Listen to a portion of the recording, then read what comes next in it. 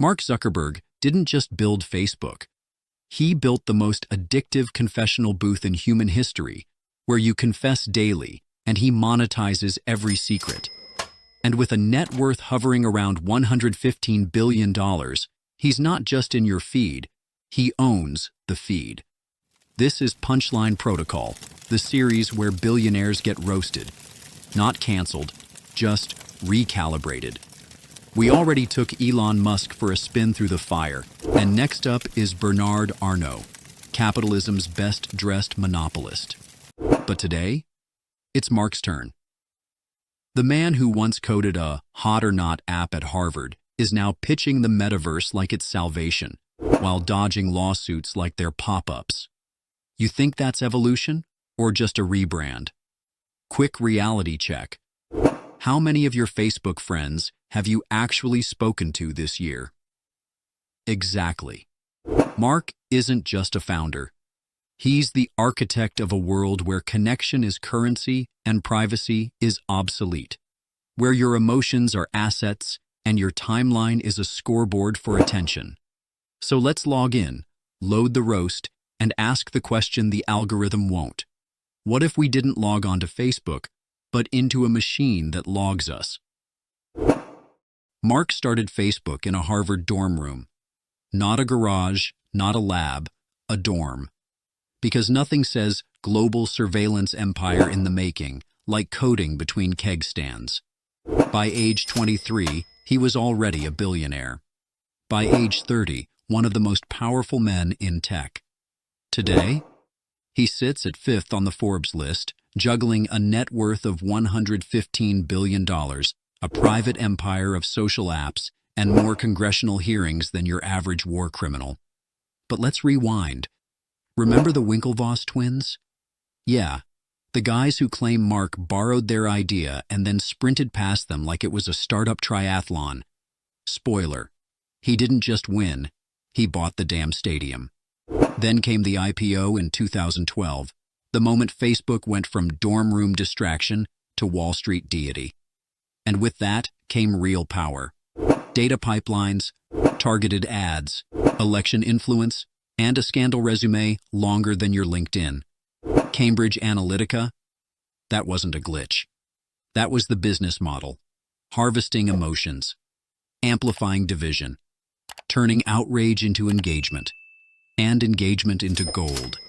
And while the world argued in the comments, Mark just smiled in that signature robot at oppressor expression, as if saying, "Sorry for the chaos, but have you seen our quarterly report?" His influence isn't loud. It's ambient.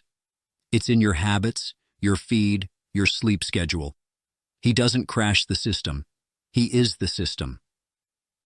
At some point, Mark looked at the world he'd shaped, the platform that helped families reconnect and nearly broke democracy, and said, let's pivot to cartoon avatars with no legs. Welcome to the Metaverse. In 2021, Facebook became Meta, like a bad sci-fi reboot no one asked for. And Mark? He went full VR evangelist, pouring over $36 billion into a digital playground where nobody plays. It's like burning money to build a digital Chuck E. Cheese, except the pizza sucks and everyone's floating. Even investors were like, Mark, blink twice if you're okay. But he didn't blink. He just live-streamed himself in a headset, smiling like a Sims character who got stuck on existential dread. And while Threads tried to dethrone Twitter, X, and Reels tried to out TikTok, people were quietly leaving Facebook like it was a family group chat on fire. Let's be clear, Mark didn't lose power. He just became the villain in a Black Mirror episode he accidentally wrote. And the irony? In trying to escape the real world's judgment, he built a virtual world where no one showed up. Turns out, if your real party sucks, your meta party won't be better. Mark wanted to build OASIS. You know, Ready Player One, endless digital freedom. A world where you could escape poverty, pain, even acne. But instead of revolutionizing escapism, he gave us legless avatars doing team-building exercises in Horizon worlds. What he promised was virtual utopia. What we got was a PowerPoint in 3D. And yet, Mark Zuckerberg is still worth over $180 billion. He's number 4 on the Forbes list, still steering a company that shapes how 3 billion people communicate, date, fight, and doom scroll. That's the paradox. He built the tools of global connection, then got roasted for not knowing how to connect. Some say he's a genius. Others say he's an emotionless algorithm in a Patagonia fleece. But either way, he changed the world, whether we liked the update or not. So here's the question for you. How many people on your Facebook friends list do you actually know? How many would show up if the grid went dark? Because in the end, legacy isn't made of code. It's made of the impact you leave when the servers shut down. And speaking of legacy, our next roast? A man who doesn't post memes. He owns the fashion house that makes them viral.